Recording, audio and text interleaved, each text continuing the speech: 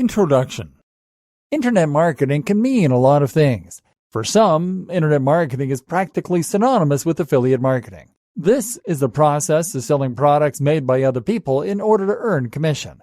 But internet marketing can be more than that too. Of course, internet marketing can mean building a website or a blog, building a massive audience for that platform, and then making money from adverts, Google AdSense for instance, or selling your own products. Internet marketing might mean selling a digital product such as an ebook or an online course. Internet marketing might mean selling something physical.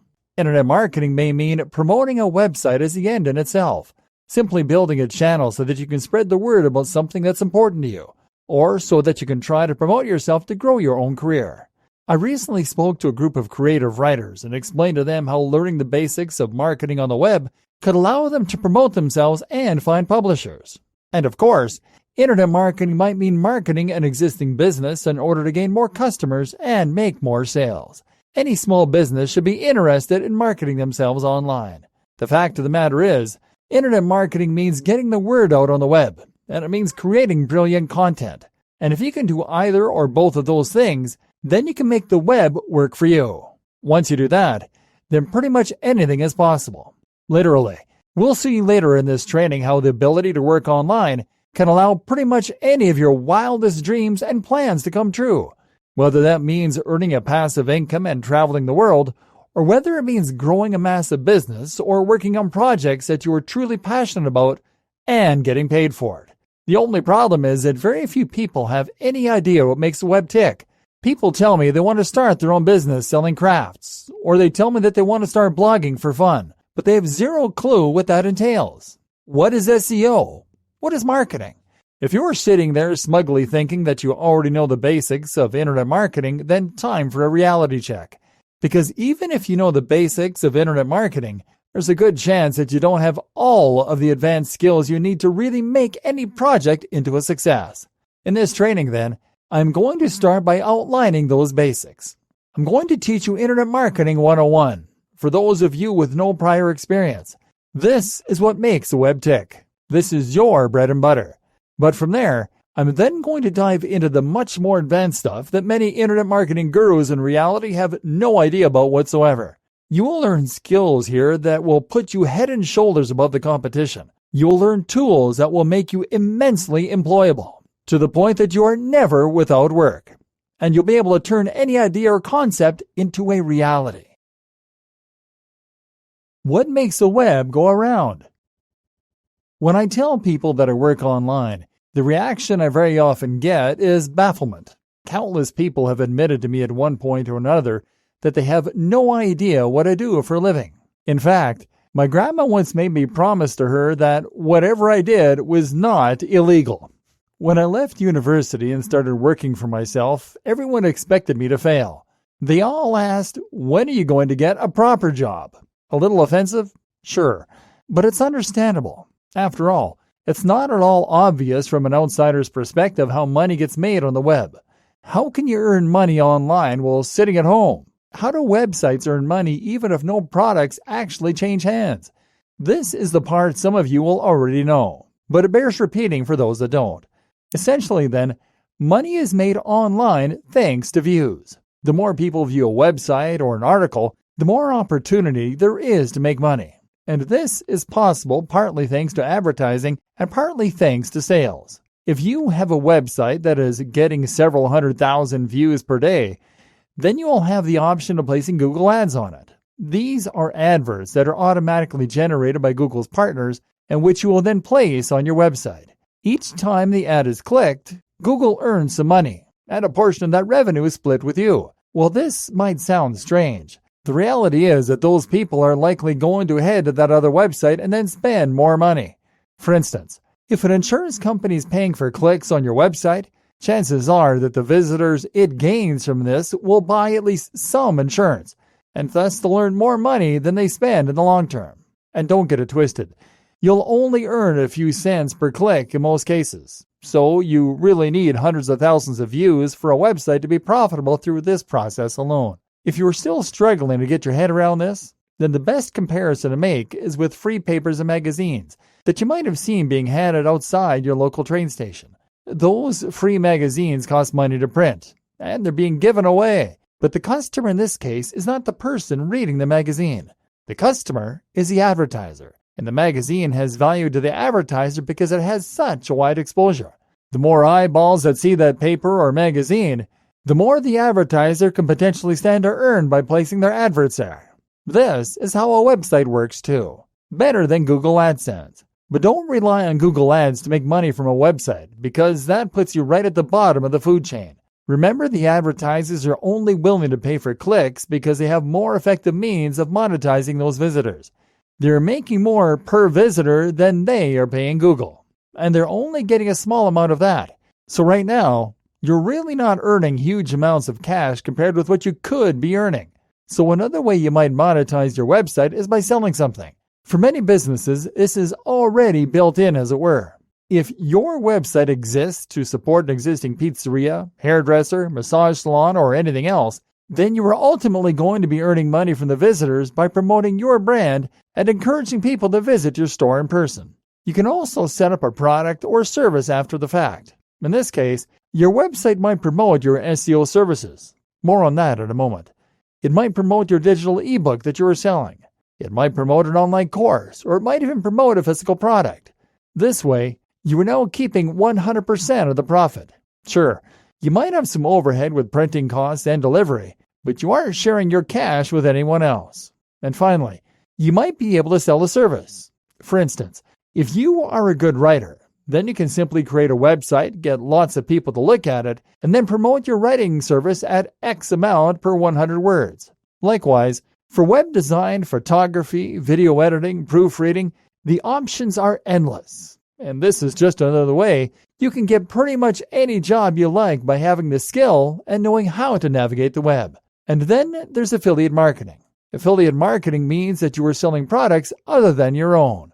These products are things that another creator has built, often things like ebooks, which are offering commission. You sign up and are given a link called an affiliate URL. You then promote this link, and anyone who clicks on it will be taken to the product page via another website. That intermediary website will leave a cookie on the user's computer before setting them on, allowing the store to recognize that you sent them. Now, if they buy the product, you get a fraction of the purchase. This is often much higher than the amount of money you would get from an advert, and can range from a few percent in the case of Amazon products to a whopping 50, 70, or even 90%. Why would a creator be willing to give away so much of their income? Well, look at it this way. They are already selling the product themselves. Any sales you make will not take away from those sales. Therefore, any additional sales that their affiliates and partners make will simply mean more income for them. The more generous they are with their commission, the more affiliate marketers they will be able to attract, and eventually, this can lead to them having a legion of marketers, all promoting products on their behalf. And in some cases, these marketers might not help them to make sales, but they'll still be giving them free exposure and improving their brand awareness, etc. So the sellers have a lot to gain this way, and so do you. Through all these systems, then, a lot of money is to be made through internet marketing. If you can do all that, then you can stand to earn a lot of money for yourself by promoting products, services, and affiliate deals. But at the same time, you'll also be highly valuable to businesses that need someone to run their marketing campaigns and help them reach a wide audience. But good internet marketing means not only getting as many viewers on your website as possible, but also making sure that those viewers are truly engaged and that they are fans of what you do. It's one thing to be able to reach your audience. It's a different thing to be able to persuade them. How to do it. Internet marketing. Okay, so now you know why internet marketing is a big deal and how it can help you to make money, find a job, or live your dreams. So now it's time you learn the fundamentals of how to actually get involved. And to that end, the first thing you should probably learn is SEO. Search engine optimization. SEO is search engine optimization. This means optimizing a website, an article, or both for the search engines. The fact of the matter is that Google pretty much runs the web. If someone wants to find information, if someone wants entertainment, if someone wants anything on the web, they will probably start by checking Google. Then they do a search for that thing they want. Let's say they want to buy a hat. They'll probably search for buy hats online. If you are at the top of those results, then you'll make lots of sales. If you aren't, then you probably won't. Thus, what Google says goes. Thus, Google is king. And thus, the world needs SEO. This is how you go about building content and designing a page in such a way that it will be guaranteed to show up at the top of a specific search. And this means by identifying the keyword or phrase that you want, this is the phrase that you think people will search when they're looking for content or information like yours. Once you've identified that, you can then begin to use that key phrase in your content. The way Google works is by using programs called bots or spiders. These trawl the web and automatically index pages in a massive database for Google. Then when someone searches for something, Google checks the database and looks for the most relevant content. It used to be that the easiest way to come across as relevant for Google's sake was to simply lace your content with as many repetitions of the key phrase as possible. Now, this way, Google spiders could see that the content you wrote and the thing the person searched were related. And this way, you would show up at the top of the searches. Now, once upon a time, this was all it took. Now, once upon a time, this was incredibly easy. And the more times you repeated the phrase, the better your chances of appearing at the top would be. The only problem was that this made the web incredibly easy to manipulate, and it led to people abusing the system and putting out low-quality content. This led to websites writing things like, "Welcome to the Best Buy Hats online shop, where you can buy hats online. Buy hats online for your mom. Buy hats online for your dad." Google stamped out this kind of behavior by using algorithm updates that would penalize abuses of the system and that would favor good quality content. Now, Google recommends that you only include keywords using a 1 to 2% density. That means that for every 100 words, only one of them should be a keyword. Likewise, Google also wants to see you using LSI, latent semantic indexing. That means that you should write posting content with synonyms, related language, and natural language around the subject. Google also likes to see longer content, 800 to 1800 words. It likes to see new and relevant content, and it likes to see websites that are being updated and well-maintained. Google also now looks at bounce rates, meaning that it can tell how long someone has been on a web page and if they tend to leave after the first couple of seconds. Then that website isn't going to perform well in searches.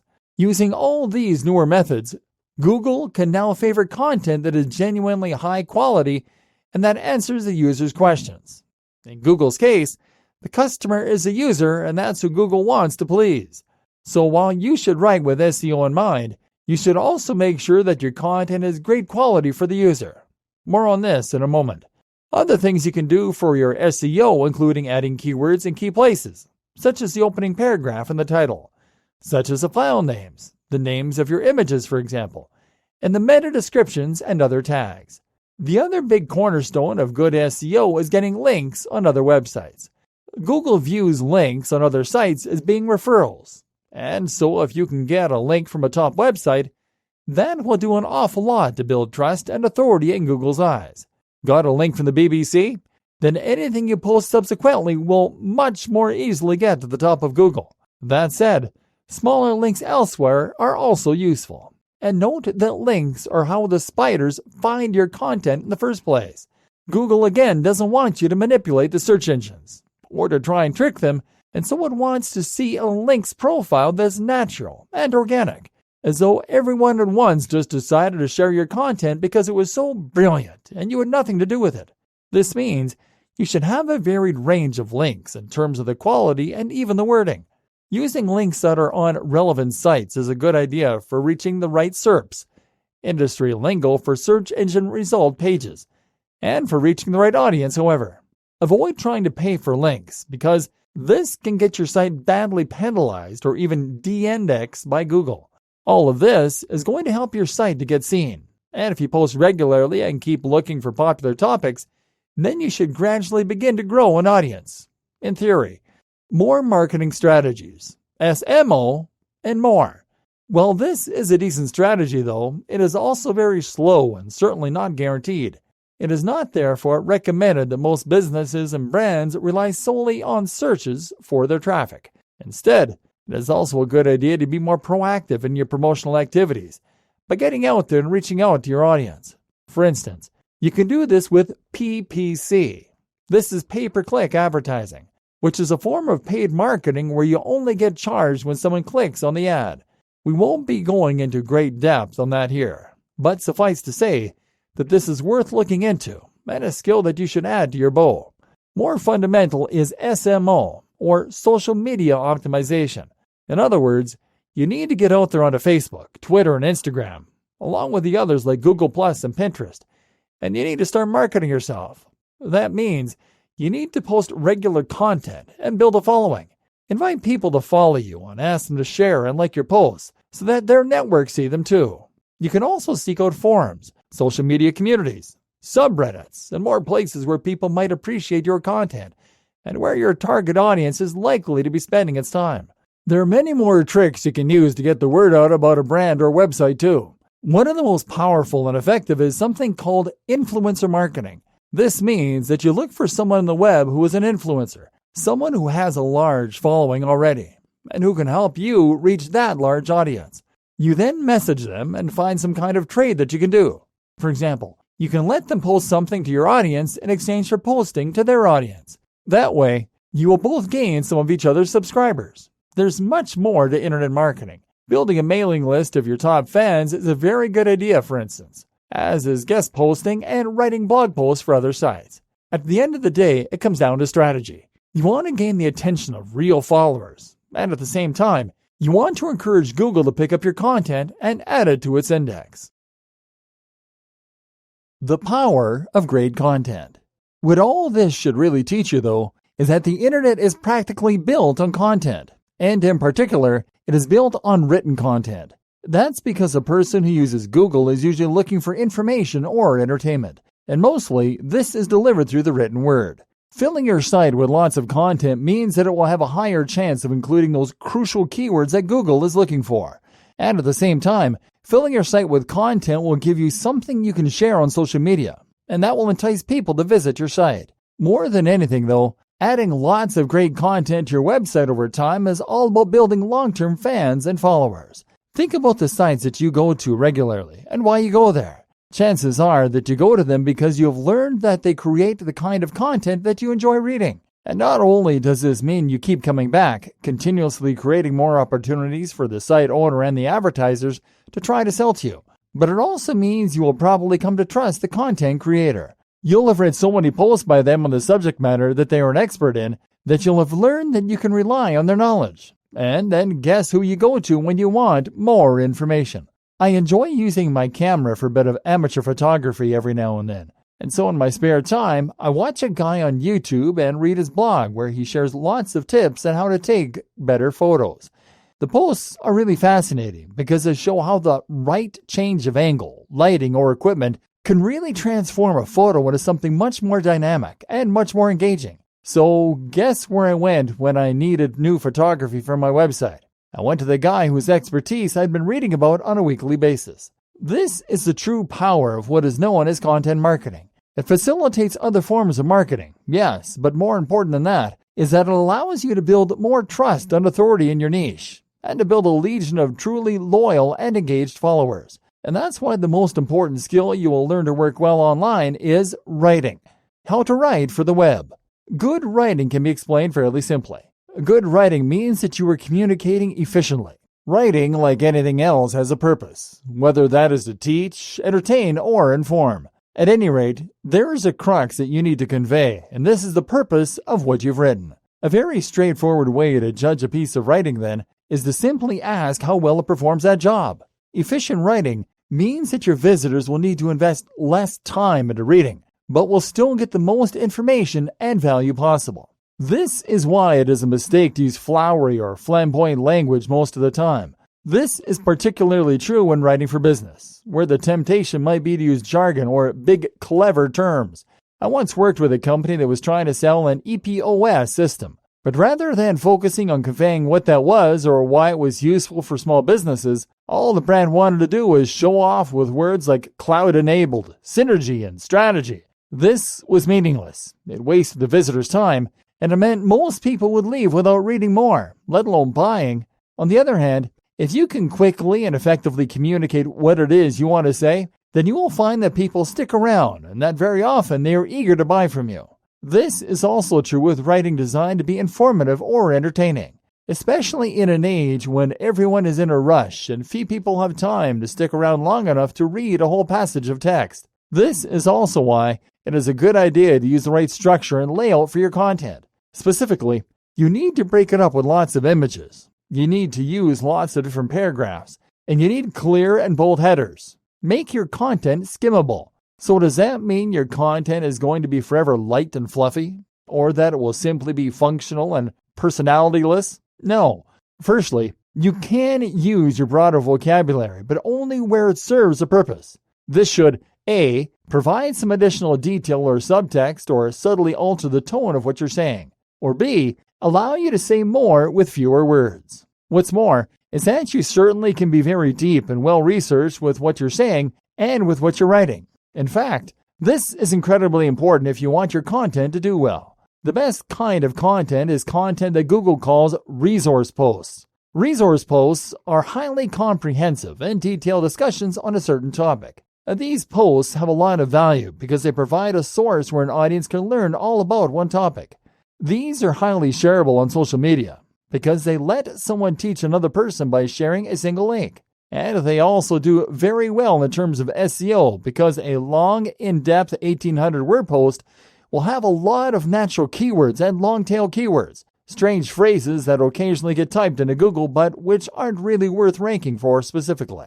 Making sure that your content has value is very important in general. In fact, this is the only way that you can do this. Another way that you can make sure your content is valuable is to give it something that is unique, to give it a USP. The biggest mistake I see with articles and blog posts online is to repeat a subject matter that has been done 1,000 times before, while adding nothing new to the table. These include posts like how to get abs or top SEO mistakes. This is derivative and dull. Instead, you should post something that is new and that is unique. This should be something that people won't have seen before and that will really stand out to them. For instance, how about a post that combines two unusual niches? A post that uncovers some interesting brand new scientific research that's relevant to your niche, or a post that looks back in time to some old forgotten technique. Your content should have an emotional hook, and it should offer something that your audience won't find elsewhere and won't have been read 1,000 times before. One more massive tip, write in a narrative format wherever possible. That means you should be aiming to write content that is phrased in a way that is naturally like a story. Think about something personal you can say about the matter, or just try to give it a beginning, a middle, and an end. Stories work wonders because the human brain has naturally evolved to enjoy stories. We've been listening to stories for thousands of years, and we can't help but to put ourselves in the story, and thereby relate and emote. This makes it very hard to stop listening to a story before the end, and it makes it very easy for us to get caught up in a narrative and stirred by it. Stories hold attention, but they are also highly persuasive. Speaking of which, the power of persuasive writing. If there's one kind of writing you should try to hone, it is persuasive writing. If you find yourself being hired by brands online, then there is a good chance a lot of them will want you to write sales pitches for them. At the same time, knowing how to write persuasively will also allow you to sell your own goods and your own services. When I started working online, I ran a small writing business. I only ever posted a couple of ads, and I got enough business from those to keep me going for years.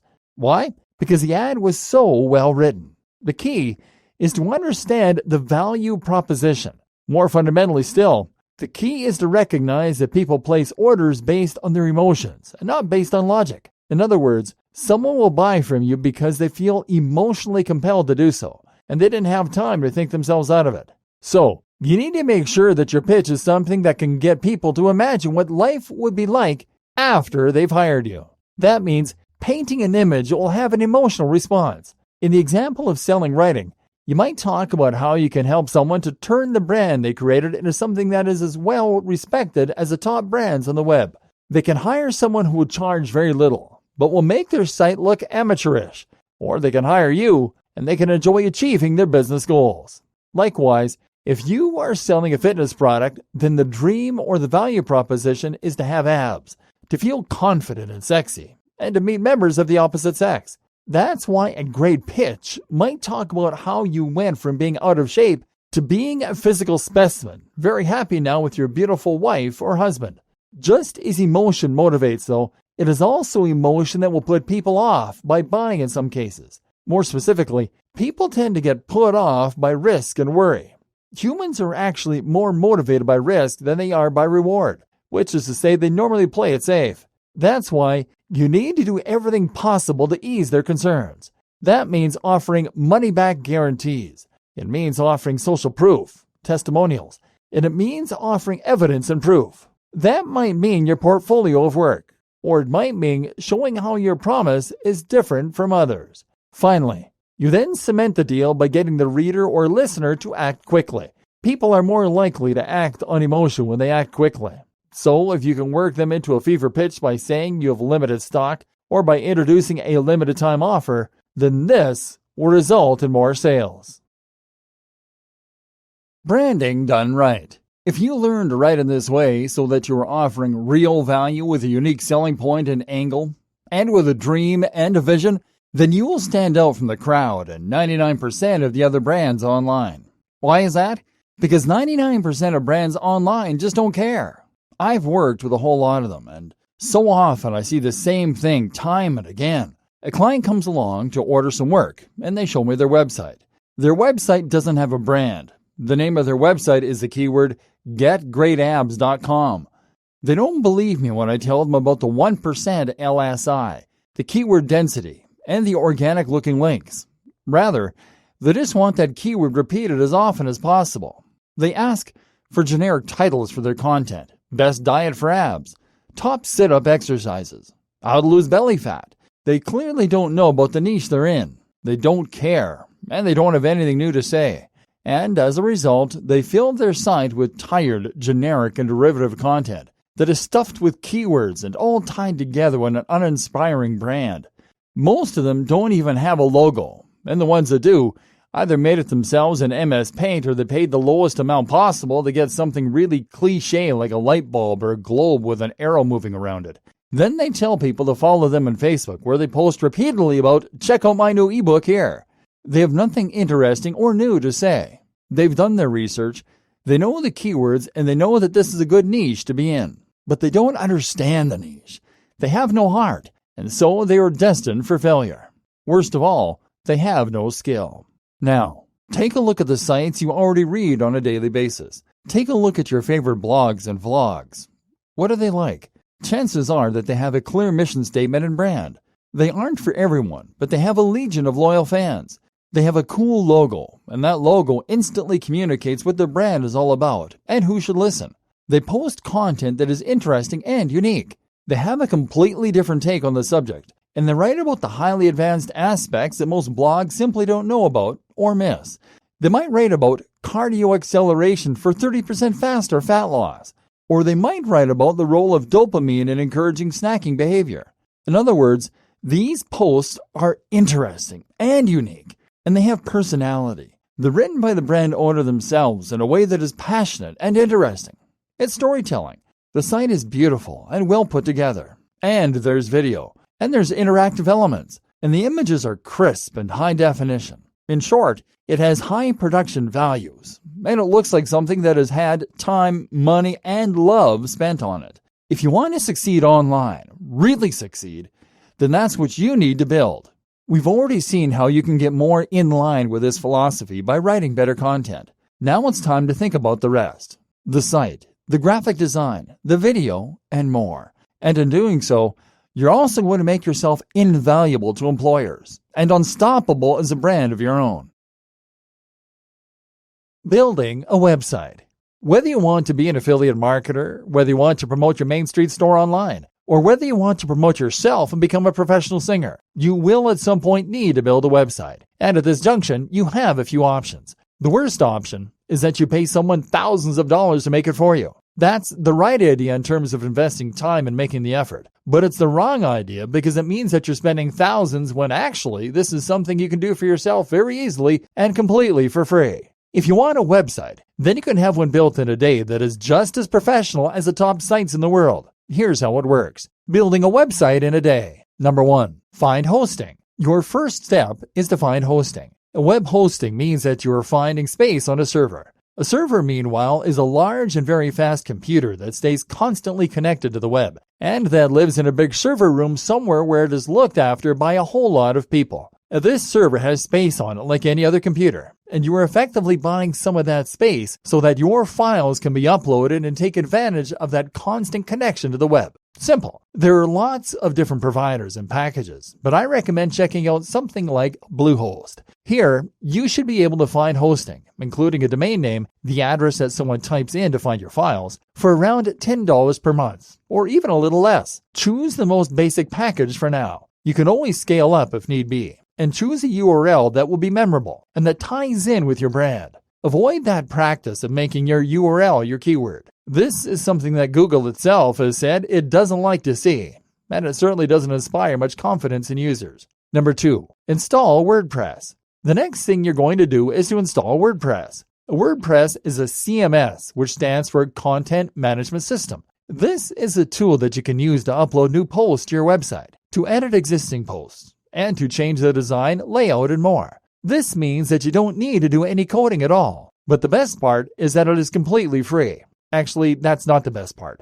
The best part is that it is highly professional. Far from being a website builder, this is the tool that is used to build a quarter of the websites on the net. And that includes some of the biggest brands out there like BBC America, Forbes, Huffington Post, Mashable, you name it. There is simply no need to pay for a limiting service like Wix. What's more, is that WordPress will allow you to benefit from the huge community of developers, meaning you can download additional features and design elements for free to completely change the look, layout, and functionality with just a click. And as though all this wasn't enough, you can even install WordPress itself with a single click using the majority of hosting providers. There's simply no reason not to use WordPress. Most of the tools you'll encounter and want to use, from e-commerce tools to SEO optimization to widgets, will be designed for WordPress. And not only that, but seeing as WordPress powers some of the biggest sites on the internet, you know that it is least possible to achieve this success with WordPress. You know that it is SEO friendly, for instance.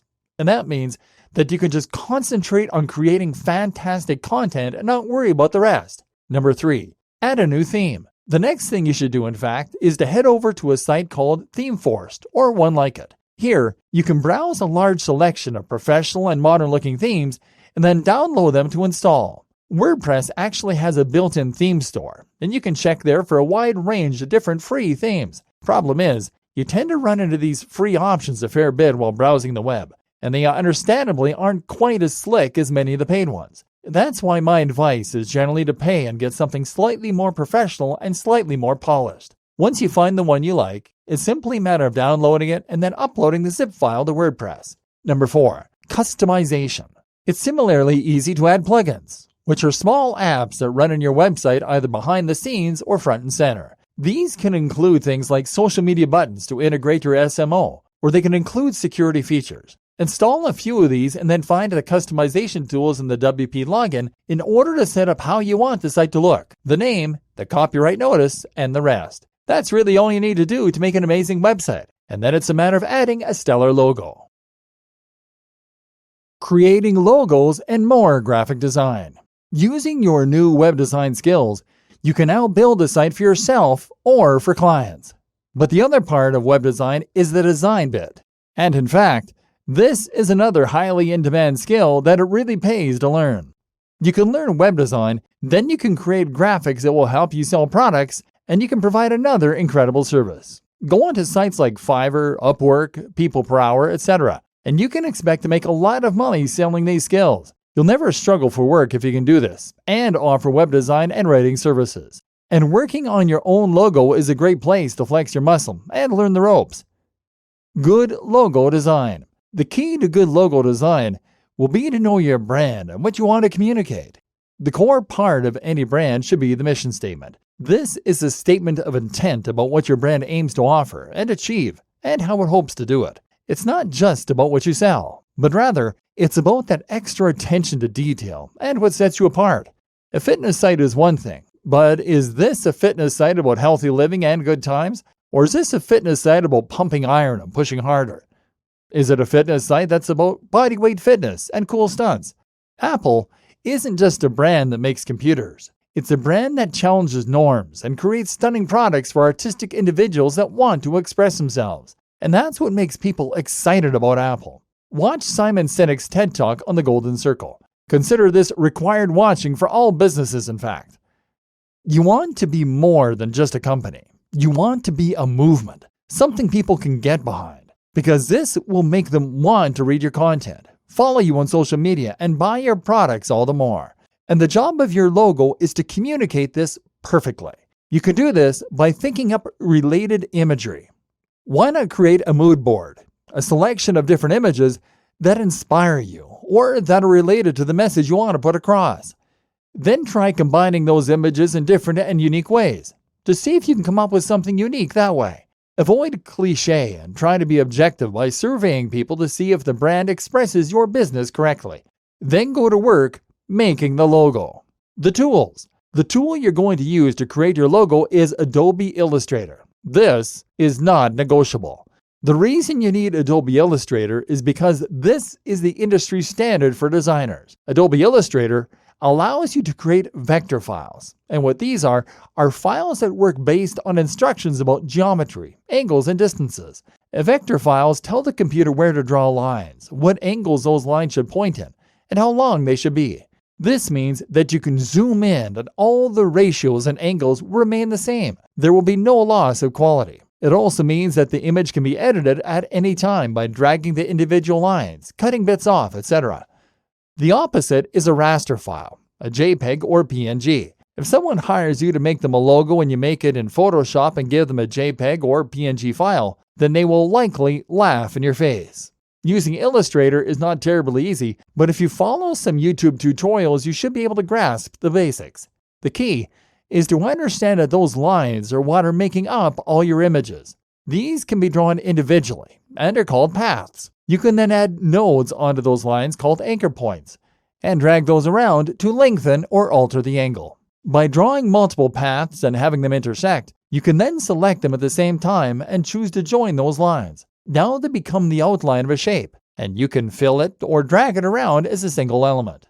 More useful is the Shape tool. This lets you draw squares, polygons, ellipses, and more from scratch. This becomes even more powerful if you use it in conjunction with the free Draw tool and with a Pathfinder window. The Pathfinder allows you to do things like combine two separate shapes into a single one, to cut off, divide sections of a shape, and more. You can also transform your shapes using the Transform option from the top menu, as you might in any other Draw tool.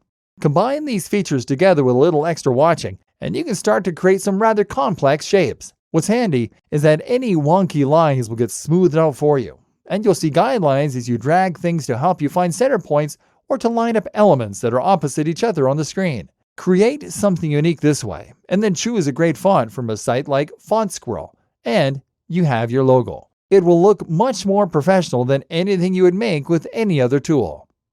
Tip: note that one of the best ways to ensure your logo design is good is to follow the KISS rule.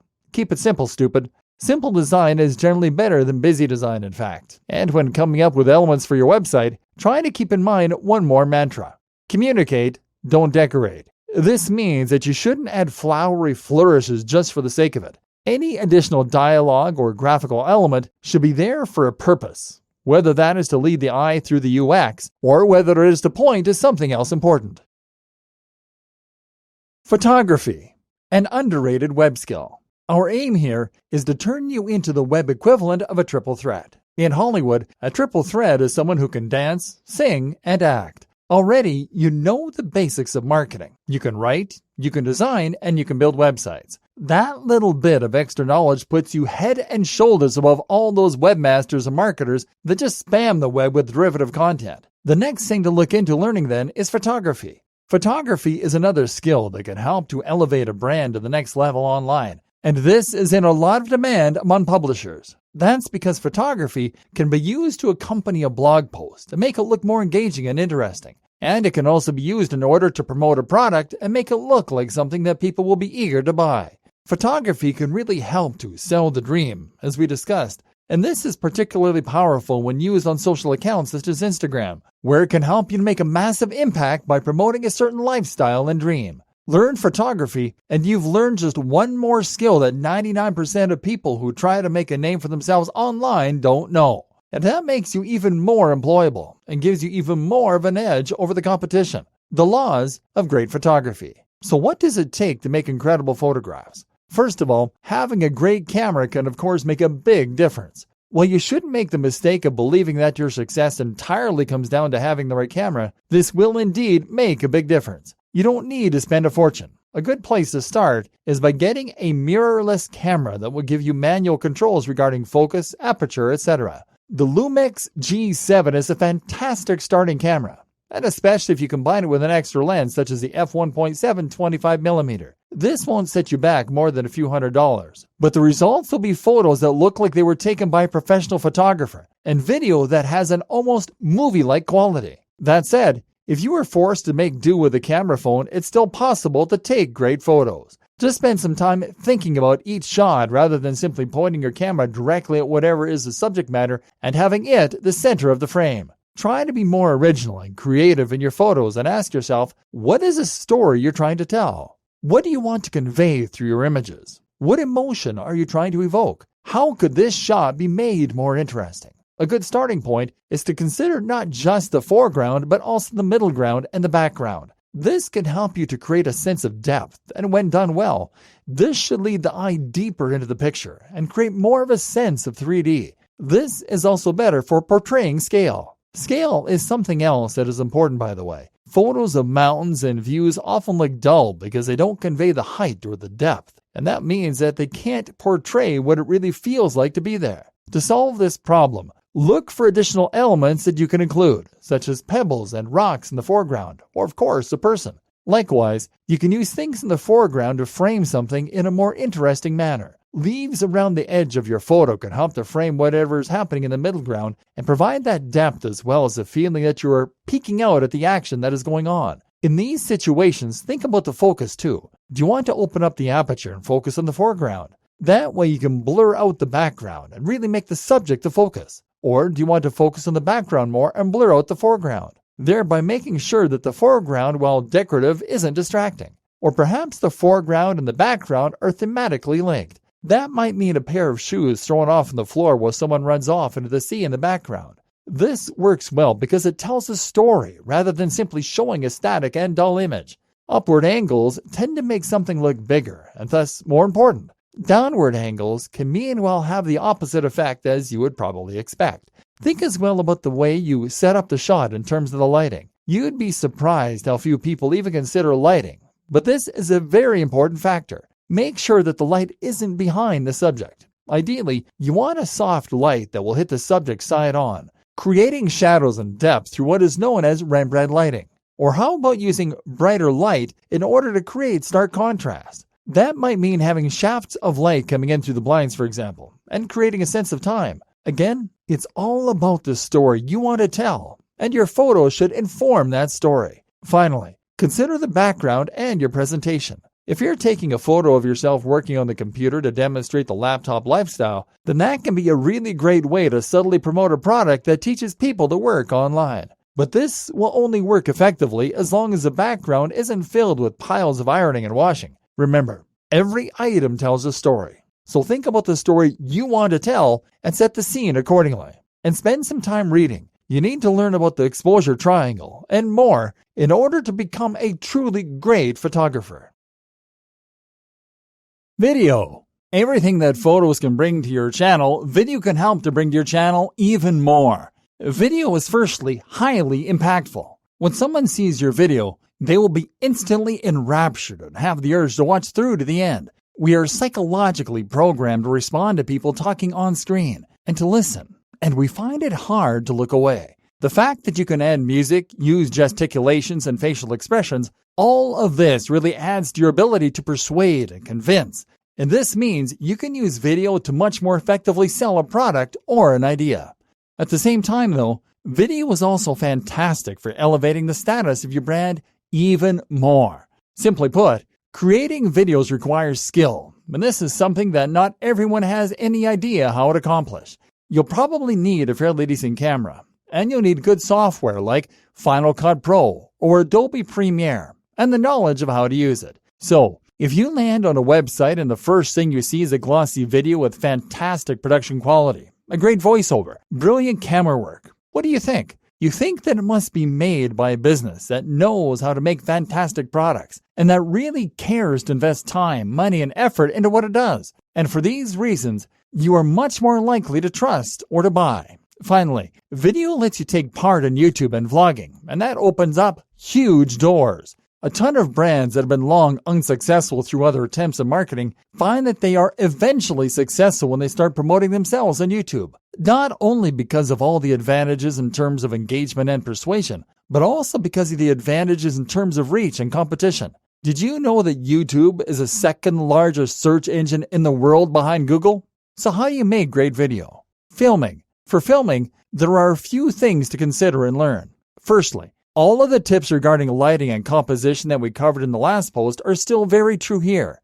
Another tip is to learn to use a panning head. This is a device that you attach to your tripod and camera, and that will then allow you to slowly pan across different elements. This is ideal for showcasing products, but do be wary of using the same shot over and over again. If that is a risk you are running into, then try using pans that go up and down, or try zooming into the shot gradually. In order to help with lighting, it can be a good idea to purchase a softbox or similar option for creating light artificially. Having more than one light source is also preferable, so if you can purchase two, then that's even better. In a moment, we will talk about editing, and you'll see that you need specific shots for this to work properly.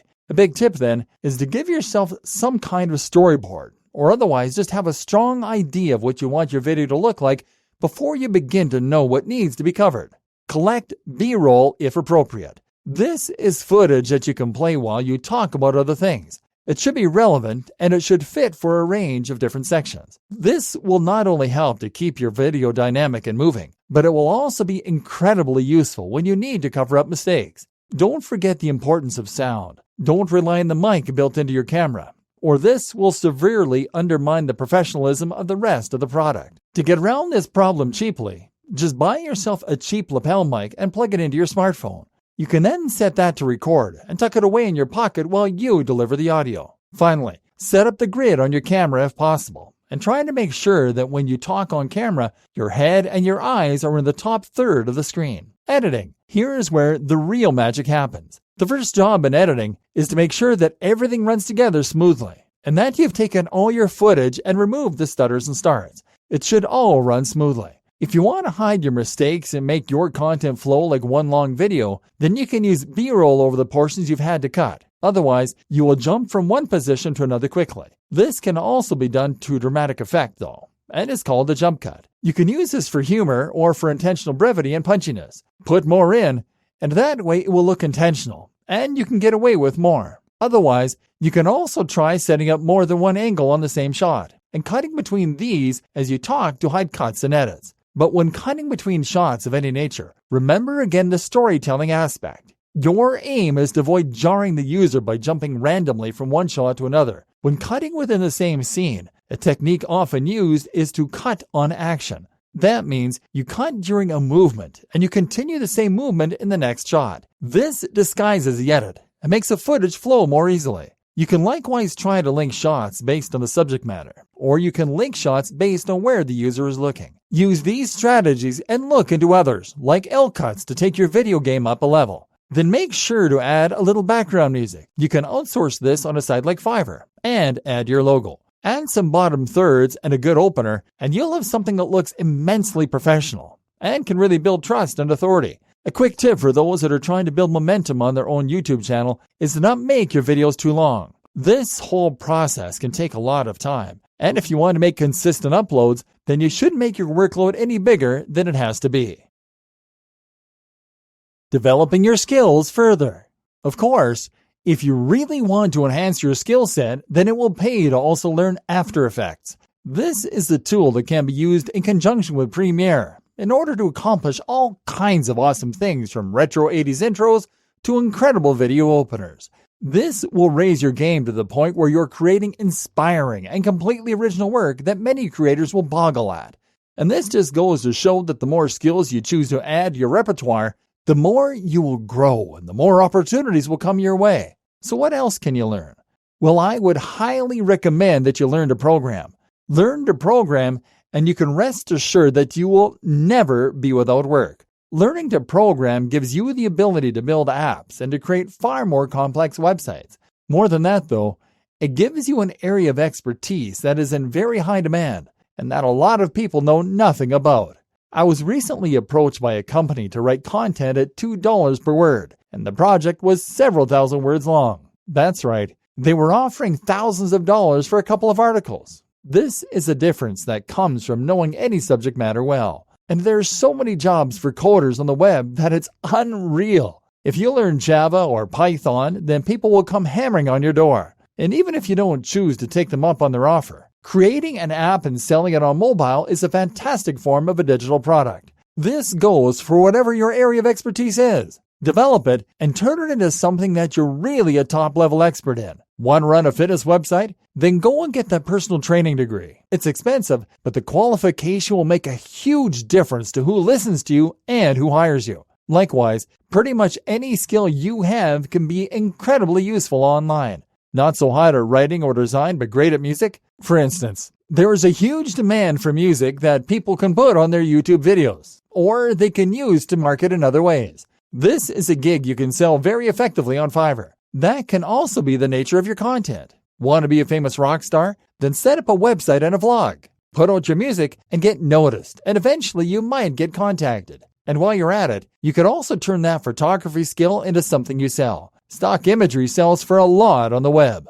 Other amazing skills to learn are 3D CAD design, manufacturing. The list goes on. So don't just write content and call yourself a marketer. Learn these skills and become absolutely unstoppable. Then the web is yours.